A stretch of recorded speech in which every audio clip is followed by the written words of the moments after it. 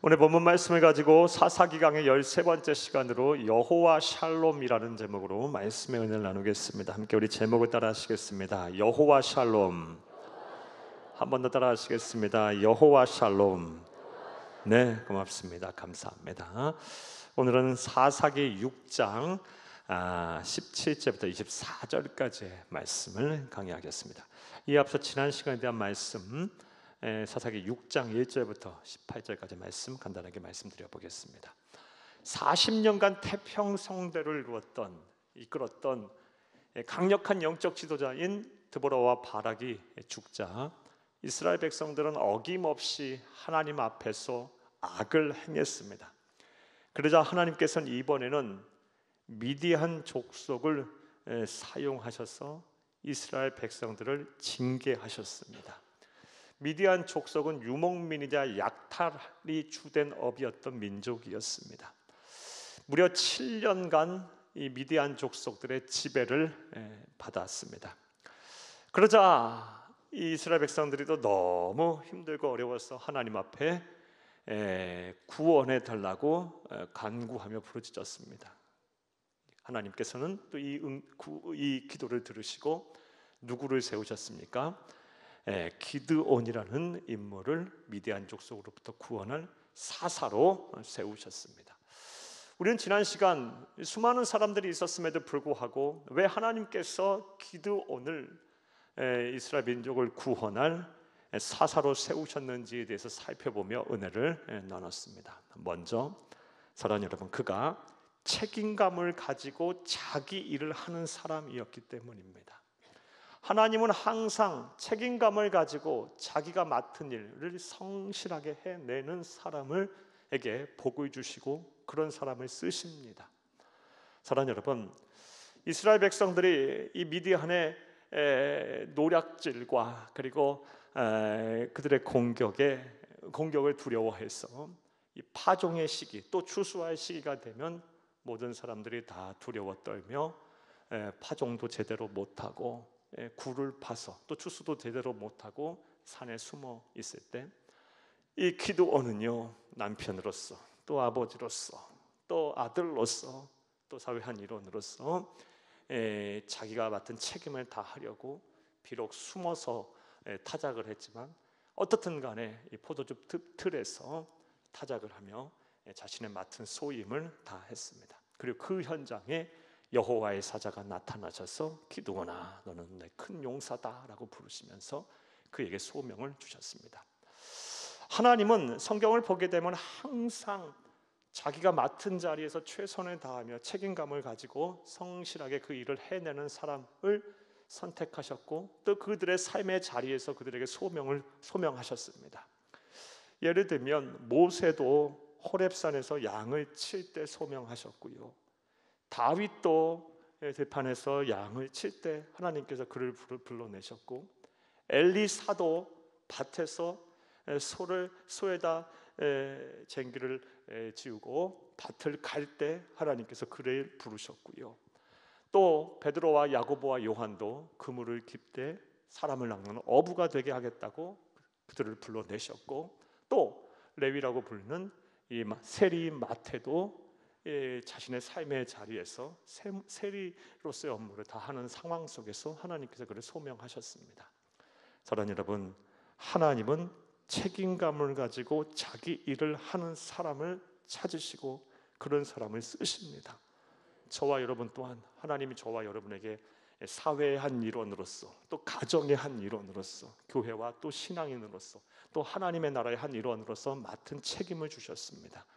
이 책임을 잘 감당하여 하나님께 복을 받고 쓰임을 받는 귀하고 복된 성도님들이 다 되시기를 간절히 주의 이름으로 축복합니다.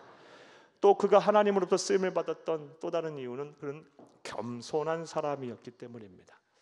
자, 그런데 우리는 지난 시간에 겸손에 대한 이 심오한 의미를 조금 더 구체적으로 살펴봤습니다. 세상에서 말하는 겸손이란 나보다 남을 높이는 걸 말해요. 나를 남보다 낮추는 것을 말합니다. 그런 마음을 가리켜서 겸손이라고 합니다. 이건 사전적 정의입니다.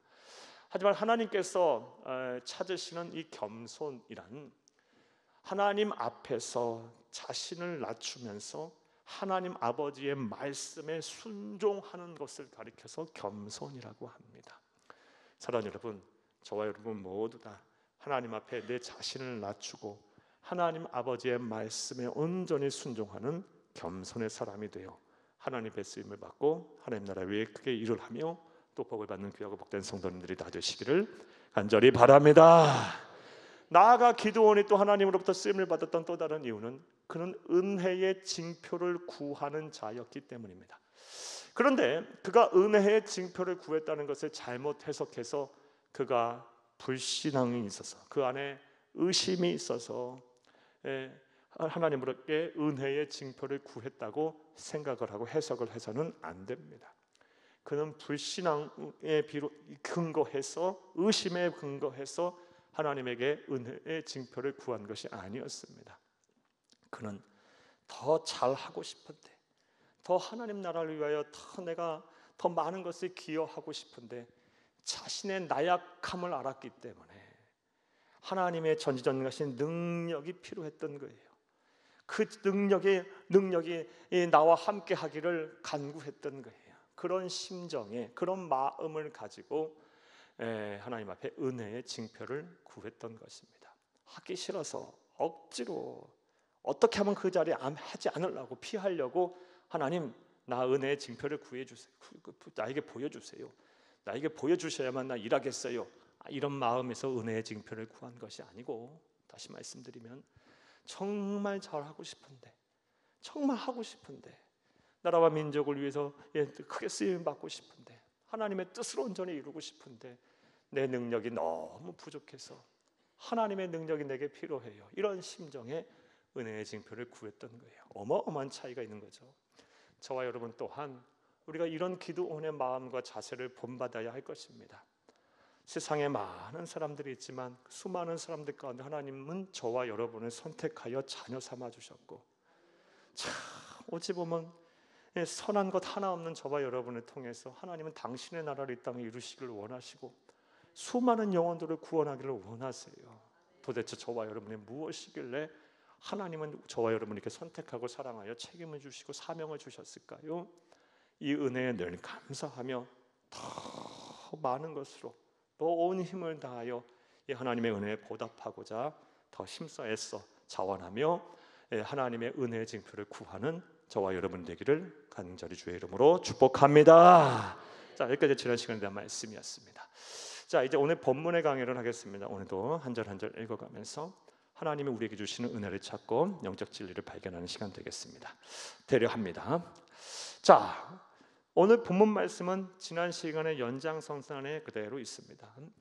지난 시간에 하나님의 은혜의 징표를 구했던 기드온, 오늘 본문 17절에서 19절까지의 말씀을 보게 되면 하나님께서 나를 이스라엘 민족을 구원할 사사로 세우셨으면 나에게 은혜의 표징을 보이시옵소서라고 말하면서 그냥 단순히 기도만 하지 않았어요. 다음과 같은 행동을 함께 하였습니다. 자, 그렇다면 그 어떤 행동을 하였을까요? 오늘 보면 17절에서 19절을 함께 보겠습니다. 기드온이 그에게 대답하되 만일 내가 주께 은혜를 얻었사오면 나와 말씀하시니가 주 되시는 표징을 내게 보이소서. 자, 나와 함께 하신다면 나에게 은혜의 징표를 표징을 보여주소서라고 했어요. 자, 그런데 거기서 끝이지 않았어요. 기도만 하지 않았어요. 18절 함께 읽겠습니다. 내가 예물을 가지고 다시 주께로 와서 그것을 주 앞에 드리기까지 이곳을 떠나지 마시기를 원하나이다 하니 그가 이르되 내가 너 돌아올 때까지 머무르리라 하니라. 아멘. 예물을 가지고 다시 돌아오겠다. 그러면서 또 여기 있기를 간구했습니다. 여호와의 사자에게 19절 읽겠습니다. 기드온이 가서 염소 새끼 하나를 준비하고 가루 한 에바를 무교병을 만들고 고기를 소쿠리에 담고 국을 양푼에 담아 상수리 나무 아래 그에게로 가져다가 드리매. 아멘. 사랑하는 여러분, 하나님의 은혜의 징표를 여호와의 사자에게, 하나님의 대리자인 여호와의 사자에게 은혜의 징표를 구하면서 그는 단순히 말만 하지 아니하고 정성껏 대접을 했어요. 염소 새끼 하나를 준비하고 가루 한 에바, 에바는 23리터입니다. 도량형으로 볼 때 가루 23리터로 무교병을 담아 만들고, 무교병이라고 하면 누룩을 넣지 않는 빵, 그러니까 이스트가 들어가지 않은 빵을 말해요. 그것을 만들고 고기를 소쿠리에 담고 국을 양푼에 담아 상술나무 아래 그에게로 가져다가 드렸어요. 그는 단순히 하나님 앞에 표징을 구하는 자가 아니었어요. 여호와의 사자를, 하나님의 사람을 정성껏 대접할 줄 아는 사람이었어요. 사랑하는 여러분, 이를 통해서 우리는 참으로 많은 영적 교훈을 얻을 수가 있는, 다음 같은 영적 교훈을 얻을 수가 있습니다. 사랑하는 여러분, 저와 여러분은요, 인색해서는 안 돼요. 하나님의 사람들을 잘 대접할 줄 아는 그런 기도원과 같은 사람이 되어야 할 줄로 믿습니다. 그래야 복을 받아요. 사랑하는 여러분, 성경을 보게 되면 하나님께서 쓰신 사람들은요, 전부 다 인색한 사람들이 아니었어요. 자신의 가진 것으로 하나님의 사람들을 돕고 하나님의 사람들에게 대접을 할 줄 아는 사람들이었어요. 창세기 18장 말씀에 보게 되면 오늘 기드온의 사례와 아주 유사한 사례가 나오는데, 아브라함이 그러했어요. 말씀 볼까요? 창세기 18장 1절에서 8절까지 말씀 보겠습니다. 여호와께서 마므레의 상수리 나무들이 있는 곳에서 아브라함에게 나타나시니라. 날이 뜨거울 때에 그가 장막문에 앉아 있다가 마치 기드온도 상수리 나무 아래서 여호와의 사자에게 염소 새끼 한 마리와 한 에바의 분량의 고운 가루로 무교병을 만들고 또 국을 끓여서 대접한 것 같이 아브라함도 나그네 셋을 상수리 나무 아래서 대접을 합니다. 읽겠습니다. 눈에 들어본즉 사람 셋이 맞은편에 서 있는지라. 그가 그들을 보자 곧 장막문에서 달려나가 영접하며 몸을 땅에 굽혀, 영안이 열려서 우리 주 예수 그리스도와 그 두 명의 천사를 보게 된 거예요. 3절 읽겠습니다. 이르되 내 주여, 내가 주께 은혜를 입었사오며 원하건대 종을 떠나 지나가지 마시옵고 물을 조금 가져오게 하사 당신들의 발을 씻으시고 나무 아래에서 쉬소서. 5절 내가 떡을 조금 가져오리니 당신들의 마음을 상쾌하게 하신 후에 지나가소서. 당신들이 종에게 오셨음이니이다. 그들이 이르되 네 말대로 그리하라. 아브라함이 급히 장막으로 가서 사라에게 이르되 속히 고운 가루 세 스하를 가져다가 반죽하여 떡을 만들라 하고. 7절 아브라함이 또 가축대에 있는 곳을 달려가서 기름지고 좋은 송아지를 잡아 하인에게 주니 그가 급히 요리한지라. 아브라함이 엉긴 젖과 우유와 하인이 요리한 송아지를 가져다가 그들 앞에 차려놓고 나무 아래에 모셔 서며 그들이 먹으니라. 아멘. 사랑하는 여러분, 저와 여러분은 따라서 이 기드온처럼 또 아브라함처럼 또 성경에 많은 수많은 위대한 믿음의 사람들처럼 우리가 가진 것으로 하나님의 사람들을 잘 대접하는, 인색한 사람이 아닌 베풀 줄 아는 사람이 되어야 할 줄로 믿습니다. 그렇다면 하나님의 사람들은 누구를 말할까요? 우리가 대접해야 할 사람들은 누구를 말할까요? 어떤 설교자들은 목회자들을 말한다라고 이야기하기도 하고요. 뭐 틀린 얘기는 아닌 것 같아요. 하지만 제가 볼 땐 목회자만 이야기가 아닌 것 같지는 않아요.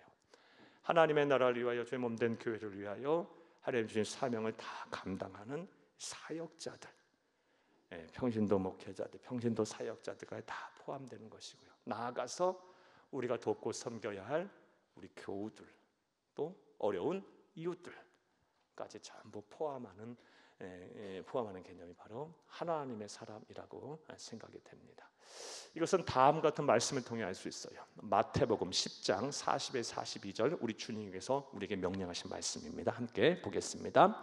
선지자의 이름으로 선지자를 영접하는 자는 선지자의 상을 받을 것이요 의인의 이름으로 의인을 영접하는 자는 의인의 상을 받을 것이요 또 누구든지 제자의 이름으로 이 작은 자 중 하나에게 냉수 한 그릇이라도 주는 자는 내가 진실로 너희에게 이르노니 그 사람이 결단코 상을 잃지 아니하리라 하시니라. 아멘. 제자의 이름으로, 선지자의 이름으로, 의인의 이름으로 누구든지 작은 자 중 하나에게라도 냉수 한 그릇을 주는 자는 결단코 하늘의 상을 잃지 않으리라. 작은 자 중에 하나에게도 하나님 대접하라고 말씀하셨어요. 따라서 사랑하는 여러분, 먼저는 목회자들, 또 주의 나라와 주의 몸된 교회를 애쓰고 힘쓰는 사역자들, 또 우리 교우들, 나아가 어려운 이웃들에게 여러분 가지고 있는 것을 많이 베풀고 또 섬기는 냉수 한 그릇이라도 줄 줄 아는 그런 넉넉한 인심을 가진, 그런 마음을 가진, 사랑을 가진 성도님들이 다 되시기를 간절히 주의 이름으로 축복합니다. 그런 사람을 하나님은 쓰셔요. 기드온이 그런 사람이었어요. 사랑하는 여러분, 성경에 이렇게 베풀으라, 주라라는 말씀, 그럼 복을 주시겠다는 말씀이 얼마나 많습니까? 우리 주 예수님 하신 말씀만 봐도 누가복음 6장 38절 말씀에 주라, 그리하면 너에게 줄 것이니 곧 후이되어 누르고 넘치도록 너희에게 안겨주리라. 너희가 헤아리는 그대로 헤아림을 받으리라. 이거 황금률이죠. 반드시 하나님께서 그렇게 하실 거예요. 하는 얘기예요. 나는 주었을 뿐인데 나에게는 하나님께서 후이되는 건 뭐예요? 막 넘친다는 말씀이에요. 더 붓게 막 후이돼요. 누르고 막 꾹꾹 눌러도 계속 복이 넘쳐나요. 그리고 넘치도록 나에게 안겨주시겠다고 말씀하셨어요. 하나님의 시상의 원칙이에요. 나아가 또 사도행전 20장 35절 말씀에 보면 우리 주님께서 말씀하시기를 주는 것이 받는 것보다 복되니라 라고 말씀하셨어요. 사랑하는 여러분, 하나님의 나라가 가는 그날까지 하나님의 사람들에게 많이 베푸는 저와 여러분이 되어야 할 줄로 믿습니다. 말씀을 준비하면서 사랑하는 여러분, 우리 교회가 계속해서 앞으로 더 열심히 해야 할 시대적인 사명을 새롭게 하는 시간을 좀 제 나름대로 가졌어요. 우리 교회는 지금도 많이 하고 있는데 더 열심히 세상을 향해 하나님이 우리에게 주신 은혜와 복을 흘려보내야 될 시대적 사명을 가지고 있어요. 더 많은 작은 교회들을 섬겨야 하고, 더 많은 목회자들을 섬겨야 하고, 더 많은 선교사들을 파송해야 하며, 아멘을 안 하네요. 그리고 더 어려운 이웃들을 도와야 하고요. 그러려면 교회가 이 일을 온전히 감당하기 위해서 하나님께 더 우리에게 인적 자원, 물적 자원, 영적 자원을 더 하시기를 바라요. 교회를 구성하는 성도님들이 잘 되고 형통하셔서 더 여유로워지고 더 물질의 축복을 충만하게 받아 우리가 가진 것을 통해서 세상 어두운 절망 속에 있는 사람들이 소망을 얻고 하나님을 알고 하나님의 사랑을 알게 되는 그런 날들이 속히 올 수 있기를 간절히 주의 이름으로 부탁합니다. 자, 한번 따라 하시겠습니다. 하나님의 사람을 극진히 대접하여 하늘의 복을 받으라. 사랑하는 여러분, 기도원은 하나님 앞에 하나님의 사자에게 은혜의 표징을 단순히 말로만 구하지 않았어요. 기도만 하지 않았어요. 대접할 줄 알았어요. 잠시 잠깐 기다리세요 하면서 막 집으로 달려가서 염소 새끼 한 마리를 잡고 고운 가루 한 에바로 무교병을 만들고 막 급하게 국을 끓여서요, 그것을 막 소쿠리에 담고 양푼에 담아서 와서 여호와의 사자를 극진하게 상수리나무 아래서 대접하였습니다. 베풀 줄 아는 사람이었어요. 지금 우리는 이 기드온의 상황, 이스라엘의 상황을 누구보다 잘 알고 있어요. 지난 시간에 살펴봤고 또 앞서 서두에서 말씀드린 것처럼 미디안 족속의 약탈로 인해서 기드온도 넉넉하지 않았을 거예요. 하루 먹고 살기 힘든 상황 속에서도 베풀 줄 아는 그런 넉넉한 인심을 가진 사람이었기에 하나님께서 그를 쓰시고 그를 복을 주셨던 것입니다. 하나님의 사람을 극진히 대접하여 하늘의 복을 받는 기드온 같은 사람이 되시기를 다시 한번 간절히 주의 이름으로 축복합니다. 자, 그런데 이제 본문 이어지는 20절과 21절 말씀에 보면 이렇게 극진히 대접을 받은 여호와의 사자가 한 행동이 의외입니다. 수상합니다. 한번 보겠습니다. 어떤 행동을 했는지 20절과 21절을 함께 읽겠습니다. 20절, 하나님의 사자가 그에게 이르되 고기와 무교병을 가져다가 이 바위 위에 놓고 국을 부으라 하니 기드온이 그대로 하니라. 아멘. 여기까지 보겠습니다. 하나님의 사자가 그에게 이르되, 그는 누굽니까? 기드온에게 이르되 고기와 무교병을 가져다가, 누룩을 넣지 않는 빵을 가져다가 이 바위에 놓으라. 그리고 국을 부으라 하니 기드온이 그대로 했어요. 사랑하는 여러분, 어찌 보면 하나님의 사자는 굉장히 무례한 행동을 한 겁니다. 이 시점에서 아직 기드온은요, 하나님의 사자를 하나님으로 인지하지 못하고 있어요. 이제 21절 이하의 말씀부터 이제 하나님의 사자를 하나님으로 인지하는데요, 정성껏 대접을 했는데, 쉽게 말해 고기와 빵은요 땅바닥에 떨어뜨리고 그 위에다가 먹지도 않고 국을 부어버렸어요. 여러분, 만약에 여러분 가정에요, 예를 들어서 여러분이 저에게 막 식사 대접을 한다고 아주 그냥 밤새서 음식을 잘 만들어서 가져왔는데, 제가 여러분 목전에 먹지 않고 그냥 밥을 땅바닥에 다 쏟아버리고 국을 다 부은다고 한번 생각해봐요. 여러분 어떠시 하시겠어요? 목사님 그러실 수 있으시죠? 그러다 하면서도 속으로는 야, 이게 뭐 어떤 경험 없는 일이야, 무례한다고 생각하겠죠. 저도 그럴 거예요 아마. 여러분, 굉장히 무례한 행동이에요. 자, 그렇다면 왜 여호와의 사자는 기드온 앞에서 정성껏 대접하는 음식을 이렇게 다 무례하게 다 땅바닥에 쏟아버리는 일을 행했을까요? 성경은, 사랑하는 여러분, 아무 의미 없이 이런 말씀을 기록하고 있지 않아요. 사랑하는 여러분, 여호와의 사자의 행동을 통해 하나님께서는 기드온을 또 테스트하고 계시는 거예요. 무슨 테스트를 하고 계시는 겁니까? 그렇게 하라 했을 때 정말 하는지를, 순종의 사람인 것을 다시 한번 또 확인하고 계세요. 하나님은요. 사랑하는 여러분, 이런 상황 속에서 정말 자신의 마음의 평정심을 유지하면서 오로지 하나님께서 하라고 하신다면, 여호와의 사자를 통해서 하라고 하신다면 분명한 뜻이 있겠지, 분명한 섭리가 있겠지, 분명한 계획이 있겠지 라고 생각을 하면서 그것에 절대적으로 순종할 수 있는 믿음을 가졌는지 안 가졌는지를 하나님은 또 테스트하고 있는 거예요. 자, 그랬더니 기드온이 그대로 하니라. 기드온은 절대 믿음, 절대 순종을 가진 사람이었어요. 여러분, 다시 한번 여러분에게 한번 여쭤보겠어요. 여러분 만약 이런 상황이라면, 이렇게 무례하게 여러분 목전에서 행동을 한다면 여러분 그대로 행하시겠어요? 참 쉬운 일이 아니죠. 저도 쉬운 일이 아닐 것 같아요. 그런데 하나님이 하시고자 할 때 정말 지금 내 사정과 형편으로는 도저히 하나님 말씀 지킬 수 없어요.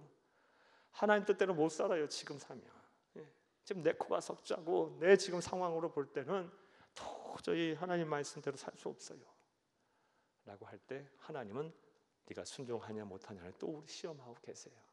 그 시험에 여러분 잘 통과하시기를 간절히 주의 이름으로 축복합니다.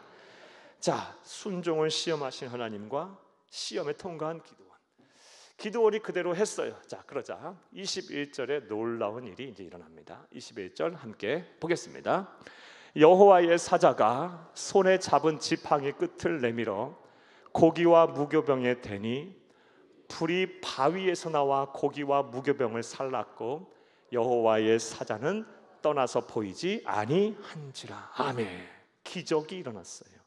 자, 여호와의 사자가 손에 잡은 지팡이 끝을 내밀어 고기와 무교병에 대니, 땅바닥에 떨어진 고기와 무교병에 대니 불이 바위에서 나와서 고기와 무교병을 다 살라버렸고, 이렇게 불이 나와서 살려버렸다는 건 하나님의 응답을 의미하죠.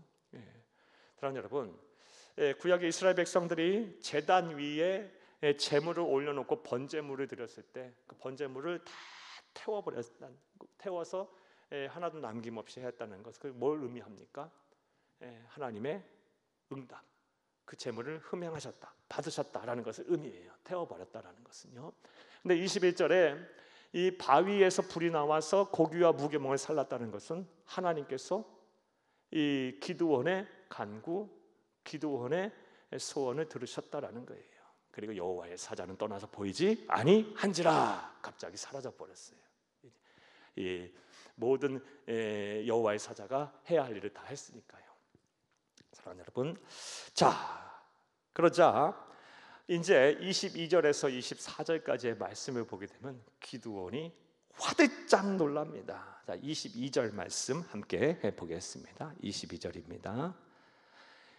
기드온이 그가 여호와의 사자인 줄 알고 이르되 슬프도소이다. 주 여호와여, 내가 여호와의 사자를 대면하여 보았나이다 하니. 아멘. 사랑하는 여러분, 21절까지의 말씀에서는 여호와의 사자를 기드온에게 나타나서 소명을 주고 또 위안을 주고 위로하고 격려했던 여호와의 사자를 사람으로 인지했는데, 22절 말씀에 비로소 그가 하나님이심을 인지하게 돼요. 여호와의 사자는, 사랑하는 여러분, 대부분의 신학자들 또 설교자들 또 저도 동의하는데, 여기서 여호와의 사자는 우리 주 예수 그리스도를 말해요. 성자 예수님께서 이제 하실 일을 다 하고 사라지셨어요. 영적 존재니까. 그러자 비로소 그가 하나님이신 줄 알고 기드온이 이르되 슬프도소이다. 주 여호와여, 내가 여호와의 사자를 대면하여 보았나이다 하니. 여호와의 사자, 하나님을 만났는데 왜 기드온은 슬프다라고 얘기했을까요? 이것은 당시 히브리인들이 가졌던 생각 때문에 그래요. 아니, 율법에 정해져 있어요.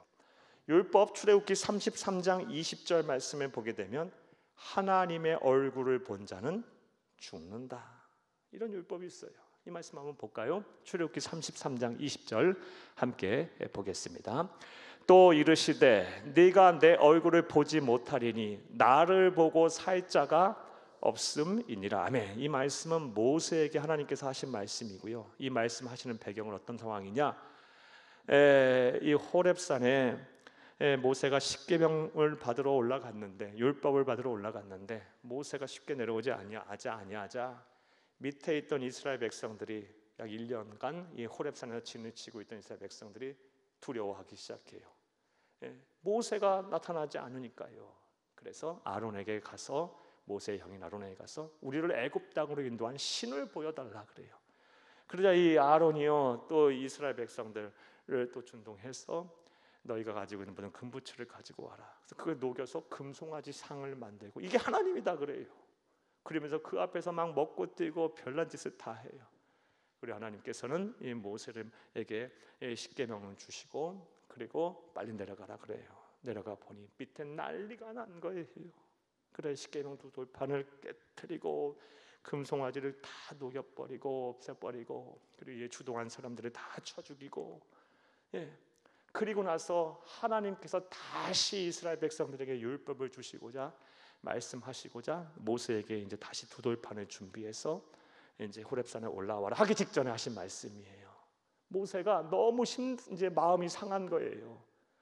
내가 이렇게 열심을 다하여 최선을 다하여 이들을 이끌었고 그리고 이 호렙산까지 올라가서 하나님께 말씀을 받았는데 노력한 것만큼의 결과가 안 나온 거예요. 이스라엘 백성들은 엉망인 거예요. 그래서 크게 상심하여 있어서 모세가 하나님한테 요구를 해요. 하나님, 당신의 얼굴을 보여주세요. 그러니 하나님께서 말씀하신 거예요.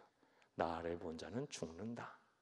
이런 상황에서 말씀하신 얘기예요. 이게 이제 히브리 사람들, 구약의 사람들, 백성들의 공통적으로 가졌던 생각이 된 거고요. 이러한 예를 이사야 선지자의 예를 통해서 알 수 있는데, 이사야서 6장 말씀을 보게 되면 이사야가 기도하는 가운데 환상을 보죠. 그리고 또 하나님의 음성을 들어요. 나를 위해 누가 갈까? 하면서 또 하나님의 거룩한 보좌를 봐요. 그러자 6장 5절, 이사야서 6장 5절 말씀에 보면 화로다, 나로 망하게 되었도다. 나 죽게 됐다. 하나님 봤으니까. 당시 히브리인들의 생각이었어요. 구약의 이스라엘 백성들의.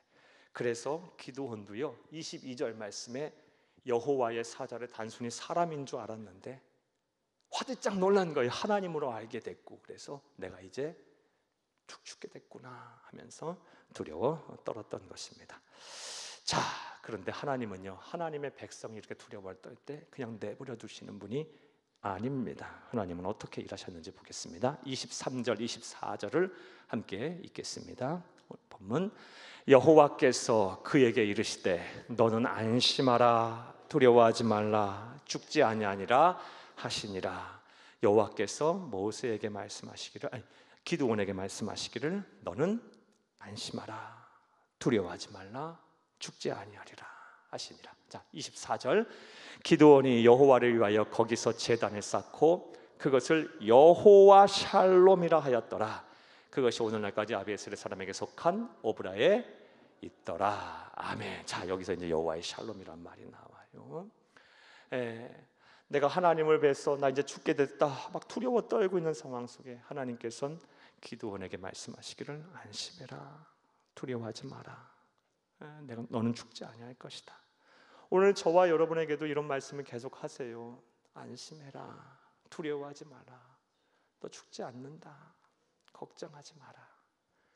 여호와 샬롬, 여호와 샬롬. 하나님 말씀하세요. 그러자 이제 이 기드온이 이 음성을 듣고 마음의 평안을 얻은 거예요. 그래서 즉시 그 지역에 바로 그 자기가 있던 그 여호와의 사자를 뵌 곳에 제단을 쌓습니다.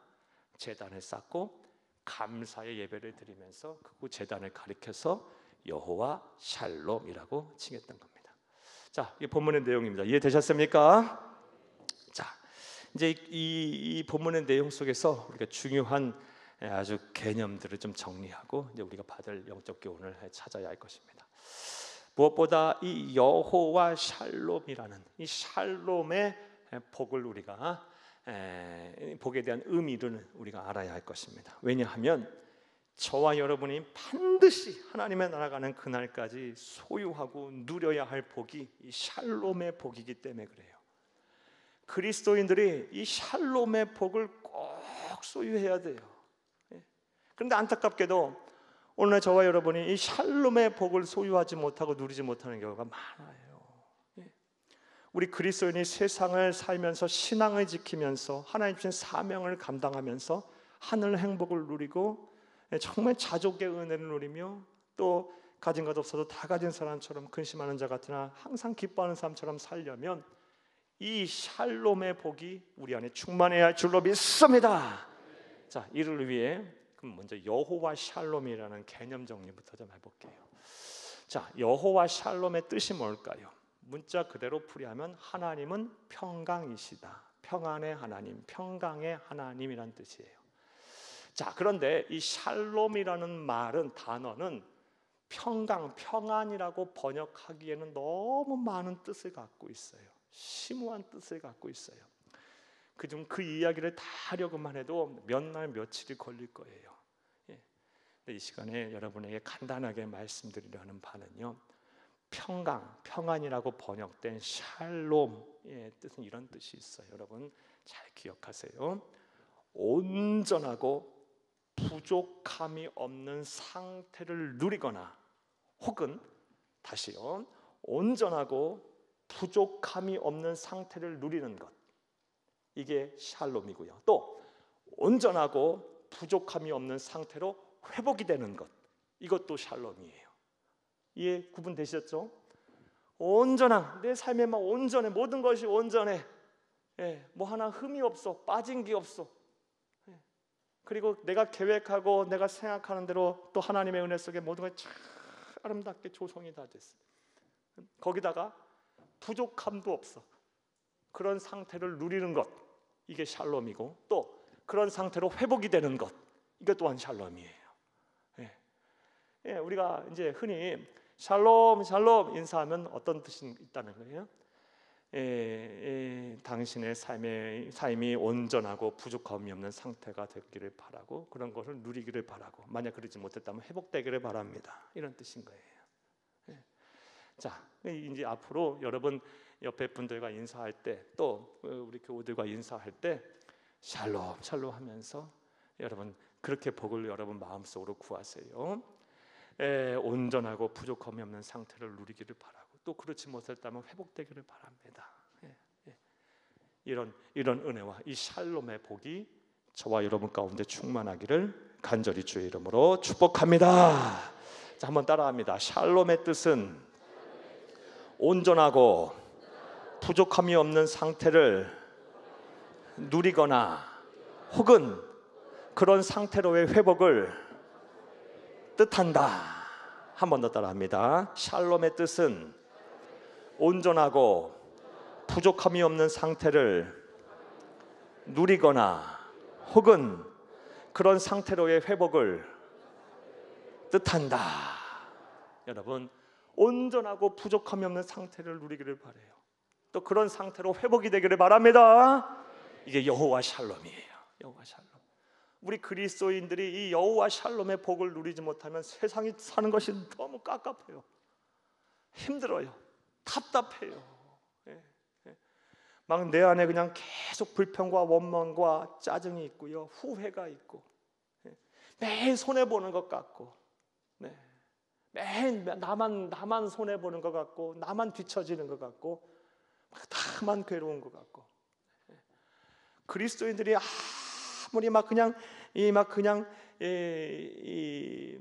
악하게 살려고 해도, 아주 그냥 살려고 해도 세상 사람들처럼 그렇게 살 수는 없거든요.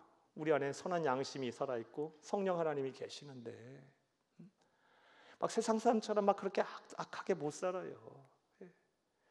그럼 하나님께서 막 책망하시고 막 우리의 양심을 통해 고발하시고 막 힘들게 하셔서 회개케 하셔서 네가 양보하고 네가 손해 보고 네가 희생하고 네가 헌신하라고 막 말씀하시는데 어떻게 그렇게 살아요? 그런 하나님의 음성에 부르심에 막 내가 화답을 하면서 사는 가운데 여호와의 샬롬의 은혜가 없다면요, 참 괴로운 거예요. 맨날 손해 보는 것 같고, 내가 맨날 어려운 거, 나만 어려운 것 같고, 고생하는 것 같고, 뒤처지는 것 같고. 근데 여호와 하나님의 샬롬의 은혜가 막 있으면요, 내 마음과 생각, 내 삶도 온전해지고 부족함이 없는 상태가 되는 거예요. 그리고 막 그런 상태로 회복이 돼. 내 능력이 아니라 하나님의 능력으로요. 여호와 샬롬의 은혜가, 이 복이 여러분 가운데 충만하기를 다시 한번 간절히 주의 이름으로 축복합니다. 자, 그렇다면 특별히 이 여호와 샬롬의 이 복이 언제 우리에게 필요할까요? 오늘 기드온의 예를 통해서 한번 생각을 해보겠습니다. 먼저 우리의 삶의 터전이 무너져 내릴 때 우리는 이 여호와 샬롬의 은혜가 정말 필요해요. 복이. 오늘 본문 말씀 6장 말씀을, 사사기 6장 말씀에 보게 되면 기드온을 비롯해서 이스라엘 백성들의 삶의 터전이 무너져 내려버렸어요. 누구 때문에? 미디안 족속으로 인해서. 근본적으로는 이스라엘 백성들이 하나님 앞에 악을 행해서 자신들의 삶의 터전이 무너져 내렸어요. 파종을 하고 추수할 때가 되면 어김없이 나타나서 약탈을 해가는데 모든 토지의 소산을 싹 쓸어가 버려요. 거기서만 그치나요? 이 약탈의 민족 유목민들은요, 주된 업이 인신매매라고 말씀드렸죠. 최고의 약탈품은 사람이에요. 부녀자들 다 끌고 가고 그리고 막 아이들 전부 다 잡아가고 남자들 다 죽이고요. 노예로 팔아버리고 삶의 터전이 완전히 망가져 버렸어요. 그것도 7년 동안. 이럴 때 여호와 하나님의 여호와 샬롬의 복이 필요한 거예요. 우리도 마찬가지예요. 우리도 이 오랜 시간 동안 삶의 터전이 무너진 경우가 종종 우리 가운데 있을 수 있어요. 여러분 가운데 그런 분 계시라 봅니다. 그냥 하루 이틀도 아니고 한 주 두 주도 아니고 한 달 두 달도 아니고 마치 이스라엘 백성들이 미디안 족속들에게 7년간 고통을 받았던 것처럼 수년 동안 해결되지 않은 채로 그대로 있어서 그냥 내 삶의 터전이 그냥 이렇게 망가져 있는 상태로 계속 되어 있는 그런 분들 여러분 가운데 분명 계시라고 봅니다. 이런 분들에게 하나님의 은혜인 여호와 샬롬의 복이 임하기를 간절히 주의 이름으로 축복합니다. 그럼 여러분은 이제 뭐 해야 되겠어요? 그런 복을 달라고 구해야지. 지금 내 삶이 마치 이스라엘 백성들이 7년 동안 미디안 족속들에게 고난을 받고 그 고통 중에 있는 것처럼 이 삶의 터전이 오랜 시간 동안 무너져 있어요. 하나님 내게 샬롬의 복을 주세요. 샬롬의 복을 주세요. 라고 간구하는 여러분 되기를 간절히 바랍니다. 또 기드온의 예를 통해서 언제 이 샬롬의 복이 필요하냐? 감당해야 할 사명이 너무 버겁게 느껴질 때, 힘들게 느껴질 때 이 여호와 샬롬의 복이 필요해요. 오늘 본문 말씀 6장 11, 12절 말씀 보게 되면 하나님께서 이 기드온을 이렇게 불러서 큰 용사야 라고 말씀하시면서 너로 하여금 미디안 족속들에게서 너를 이스라엘 백성들을 구원할 사사로 세우시겠다고 말씀하셨어요. 미디안 족속을 치는 것이 마치 한 사람 치듯이 하겠다. 이런 소명을 주시고 또 복을 은혜를 약속하셨어요. 그런데 말씀드렸다시피 기드온은 그 사명을 감당하기 너무 버거운 거예요. 잘하고 싶은데 자신의 힘과 능력으로 참 부족하다는 걸 너무 잘하는 거예요. 너무 버거운 거예요. 그래서 하나님의 은혜를 구하고 하나님이 여호와 샬롬의 복을 주셨던 거예요. 저와 여러분도 마찬가지예요. 주의 일을 하다 보면 버거울 때가 있어요. 나 이거 못할 것 같아. 너무 힘들어서 못할 때가 있어요. 이때 우리는 여호와 샬롬, 이 샬롬의 복이 우리에게 필요해요. 저는 이 복을 정말 구해요. 정말 메마른 곳에서도 내 영혼을 좀 만족하게 하세요. 오늘도 오후에도 이런 거 기도하고 왔어요. 말씀을 통해 여러분은 은혜 받을지 모르겠지만 저는 정말 이 말씀을 준비하기까지는 과정이 참 힘들거든요. 여러 가지도 고민해야 공부도 많이 해야 하고 또 바쁘고 신경 쓸 것도 많고 또 때로는 몸도 아프고 막 이런 경우도 많고 막 이런 또 처리해야 될 신경 쓸 일도 많고 또 거기다가 일단 하나님이 주신 은혜가 있어야 하는데 영감을 주셔야 하는데 그러지 못할 때 참 고통스럽거든요. 그때 하나님 내게 샬롬의 복을 주세요. 계속 그거를 기도하면서 말씀을 보면 하나님이 깨닫게 하시는 바가 있더라고요. 제 안에 주시는 은혜와 기쁨이 있더라고요. 어찌 저에게만 주신 은혜이자 복이겠습니까? 여러분들 다에게 하나님 주실 복이에요. 주의 일을 감당하는 데 있어서 그 사명 감당하는 데 막 버겁게 느껴질 때 있어요. 여러분도 삶에 다 자리가 있고 가정이 있고 일이 있고 또 섬겨야 할 대상들이 있고 또 그런데 여러분들 맡은 자리들이 있는데 그 일들 감당하면서 주의 일을 감당하려 한다면 버거울 때가 있어요. 막 기쁨으로 그 자리에 못 갈 때가 있어요. 그때 샬롬의 복을 구하세요. 그러면 능히 감당할 힘도 주시고 용기도 주시고 무엇보다 여러분의 마음과 생각을 온전하게 하실 것이며 하나님의 능력으로 그 사명을 감당하게 하실 줄로 믿습니다. 자, 특별히 이 영혼 구원하는 것 전도가 그렇죠. 뭐 대단하게 부탁한 것도 아닌데 그냥 예배 한번 같이 드리자. 그러면 말씀에 은혜 받자.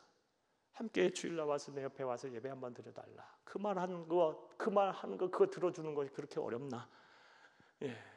그리고 그렇게 매 주일마다 내 마음과 생각을 힘들게 할까? 그런 분들 그것도 1, 2년도 아니고 수십 년 동안 그런 어려움을 겪고 계신 분들 많이 계시라 봅니다. 여러분 여호와 샬롬의 복을 구하세요. 설령 그리할지라도 내 마음이 천국이 되고 그런 거 다 받아들일 수 있는 그런 내 마음의 여유가 생긴다면 아무 문제가 없는 거예요. 그렇죠? 내 삶의 문제보다 내 더 크신 그 여호와 하나님의 샬롬의 복이 내 삶의 문제를 덮어버린다면 용해시켜버린다면 아무 문제가 없는 거예요. 여호와 샬롬의 복이 여러분 가운데 충만하기를 간절히 주의 이름으로 축복합니다. 또 기드온의 예를 통해서 이 여호와 샬롬의 복이 필요한 경우는 언제일까요? 오늘 본문 말씀에 보게 되면 주의 임재가 두려울 때 여호와 샬롬의 복이 필요할 수 있어요. 이게 무슨 말이냐? 하나님을 만나는 건 영광이고 축복이고 굉장히 행복한 일이 아닐까? 네, 틀린 얘기 아니에요. 하나님의 영광과 하나님의 살아계심을 내가 삶의 현장에서 느끼게 되면 두려울 것이 없죠. 그분이 나와 함께 하시는데 그 나보다 나를 더 사랑하시고 나보다 나를 더 잘하시는 그 하나님이 나와 함께 하시는데 뭐가 겁나겠어요? 자, 그런데 하나님을 깊이 만나게 되면요 그 하나님의 크고 위대하심에 압도가 돼요. 성경을 보게 되면 또 기독교의 역사를 통해서 또 부족한 저 또한 그런 경험을 많이 했어요. 하나님이 너무너무 위대하세요. 너무너무 크세요. 그래서 제가 감당할 수가 없어요. 그래서 막 두려운 마음이 생기고요. 무서워져요. 막 이럴 때 여호와 하나님의 이 샬롬이 필요한 거예요. 오늘 본문 22절, 23절 말씀 보게 되면 22절 말씀 보게 되면 사랑하는 여러분 이 하나님을 뵙게 됐으니 내가 죽게 되었도다 하며 막 두려워 떨죠. 그 하나님의 위대하심, 크고 위대하심에 압도가 돼버린 거예요. 이럴 때 여호와 하나님의 샬롬의 복이 필요한 거예요. 우리 삶의 자리에서 하나님의 영광을 많이 보는 성도님들이 되세요. 그리고 그 하나님을 뜨겁게 만나고 깊이 만나서 그 여호와 하나님의 이 크고 위대하심에 그냥 크게 사로잡히기를 간절히 바랍니다. 그때 더불어서 여호와 샬롬의 복이 여러분 가운데 임해서 설령 그런 은혜가 있다 할지라도 여러분의 마음이 막 심란해지거나 두려워지거나 막 어려워지는 것이 아니라 막 여러분 마음과 생각에 강 같은 평화가 임하고 샘솟는 기쁨이 넘쳐나기를 간절히 주의 이름으로 축복합니다. 자, 저는 지금까지 이 샬롬의 뜻이 무엇인지 말씀을 드렸고 이 샬롬이 언제 우리에게 필요한지에 대한 말씀을 드렸어요. 자, 그럼 이제 가장 중요한 얘기를 해야겠죠. 이 샬롬의 복을 우리가 어떻게 소유하게 될까? 할 수 있을까요? 어떻게 하면 이 샬롬의 복을 받을 수가 있을까요? 여러분, 이 샬롬의 복은 우리가 어떻게 소유할 수 있느냐?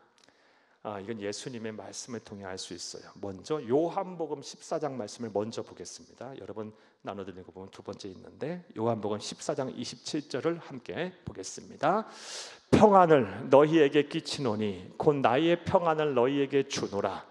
내가 너희에게 주는 것은 세상이 주는 것과 같지 아니하니라. 너희는 마음에 근심하지도 말고 두려워하지도 말라. 아멘. 이 말씀은 예수님이 부활하신 이후에 아직도 이 부활하신 예수님은 온전히 믿지 못해서 두려워 떨며 꽁꽁 숨어 문거로 남기고 잠고 숨어 있는 제자들에게 나타나셔서 하신 일성 첫 말씀이 평안을 너희에게 끼치노라. 평안을 너희에게 주노라. 한마디로 샬롬. 신약 시대의 헬라어로는 에이레네. 샬롬. 자, 이 말씀을 통해서 우리가 어떻게 평안을 소유할 수 있는지, 이 샬롬을 소유할 수 있는지 알 수 있어요. 평안은 내가 노력해서 얻을 수 있는 것이 아니라 하나님이 내게 주시는 뭐다? 선물이다. 선물. 이 선물을 받아야죠. 예. 자, 그러면 이 선물을 어떻게 하면 받을 수 있을까가 이제 관건이죠. 네. 자, 이 앞서서 먼저 이 문제 이것부터 말씀드리고 갈게요. 선물은 받는 거예요.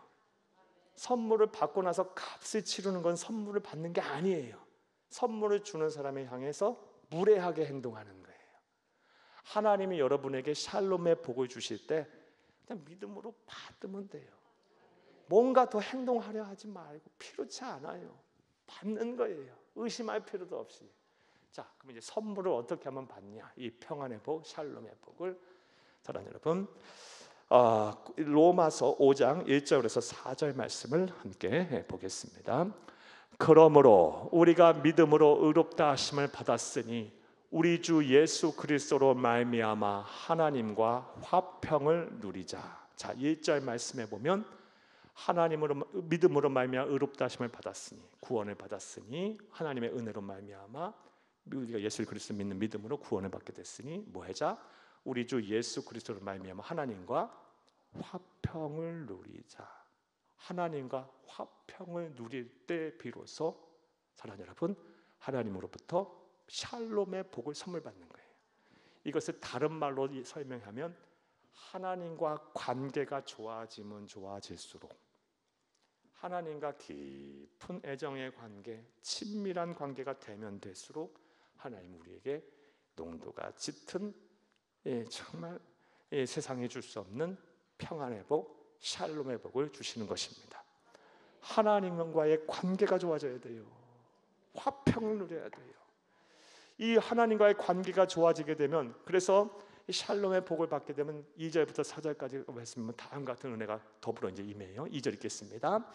또한 그로 말미암아 우리가 믿음으로 서 있는 이 은혜에 들어감을 얻었으니 하나님의 영광을 바라고 즐거워하느니라. 하나님과 화평을 누리게 되면, 하나님과 관계가 좋아지게 되면 은혜의 믿음으로 서 있는 은혜에 들어감을 얻게 돼요. 이게 무슨 말이냐? 믿음을 가지고 예수 그리스도의 이름으로 기도하면 다 들으신다는 말씀이에요. 3절 읽겠습니다. 다만 이뿐 아니라 우리가 환난 중에도 즐거워하나니 이는 환난은 인내를, 인내는 연단을, 연단은 소망을 이루는 줄 알미로다. 3, 4절 이미 샬롬의 복이 임한 거예요. 환난이 대수냐? 즐거워할 수 있게 돼요. 내 안에 샬롬의 복이 임했으니까.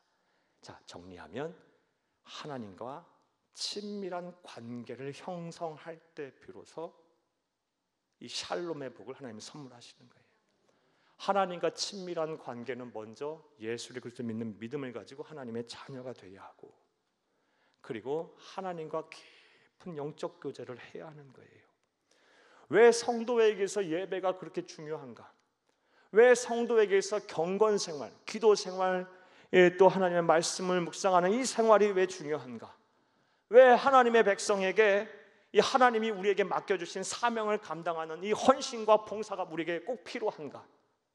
하나님과 깊은 교제를 나누기 위해서예요. 관계를 온전하게 하기 위해서요.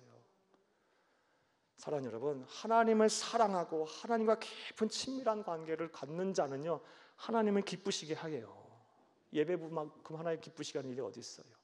하나님과 영적인 대화인 기도만큼 하나님과 친밀한 관계를 형성할 수 있는 것이 어디 있어요?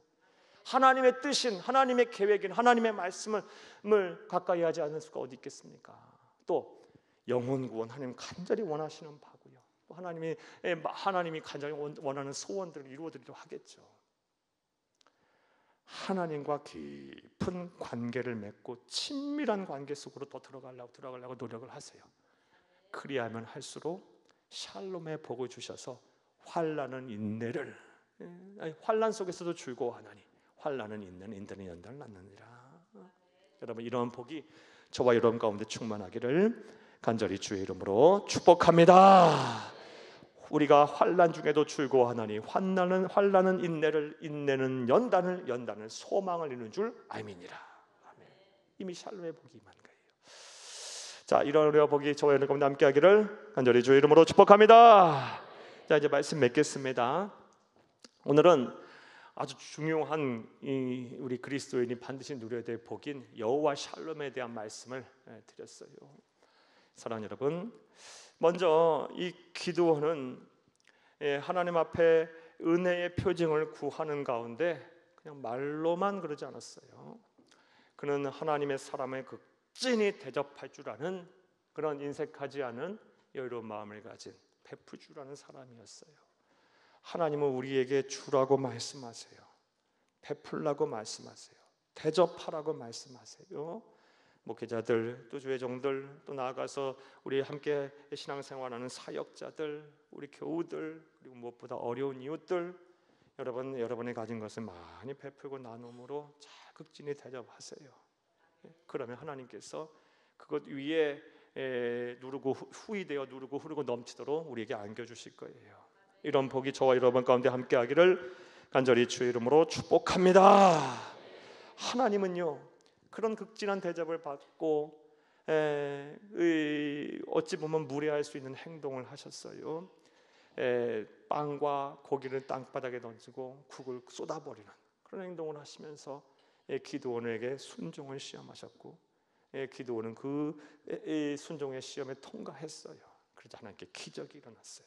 역시 사사기는 일관성 있게 우리에게 말씀하고 계세요. 순종할 때 비로소 하나님께서 일하신다. 순종이 기적을 낳는다. 계속 이 얘기를 우리에게 계속해서 끊임없이 일관성 있게 해주고 계세요. 하나님 아버지의 말씀에 순종을 하세요.